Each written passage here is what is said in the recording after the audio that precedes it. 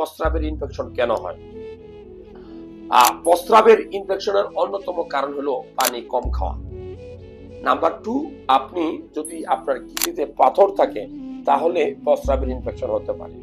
Number 3, আপনি যদি অনিরাপদ যৌন মিলনে লিপ্ত হন, খুব গুরুত্বপূর্ণ, অনিরাপদ, আপনার হাজবেন্ড ওয়াইফ ছাড়া, আপনি ধরেন শহরে থাকেন, আপনি বিদেশে থাকেন, কোনো কারণে যদি আপনি অনিরাপদ যৌন মিলনে লিপ্ত হন তাহলে আপনার প্রস্রাবের রাস্তায় ইনফেকশন হতে পারে।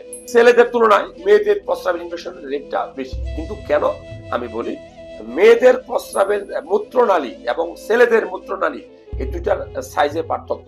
ছেলেদের মূত্রনালীটা লম্বা থাকে আর মেয়েদের মূত্রনালীটা শর্ট থাকে, ছোট থাকে সাইজে। এই জন্য মেয়েদের প্রস্রাবের ইনফেকশনটা বেশি হয়। এছাড়া কিভাবে হয়, মেয়েদের প্রস্রাবের নালী বা জরায়ুর রাস্তা পায়খানার রাস্তার খুব কাছাকাছি থাকে। এই জন্য বায়ুপথ পরিষ্কার করার সময় যদি কোনো নারী তার হাতটা সামনে পিছনে ব্যবহার করে, তাহলে পিছন থেকে যখন সামনের দিকে হাত আসবে তখন পায়খানার রাস্তা থেকে ব্যাকটেরিয়া এই প্রস্রাবের রাস্তায় চলে আসবে। এই বিষয়টা খুব গুরুত্বপূর্ণ। আর মা বোনদের কেন বেশি ইনফেকশন হয়? মা বোনরা সারাদিন চুলার পাশে থাকে কিন্তু খেয়াল করে পানি খায় না।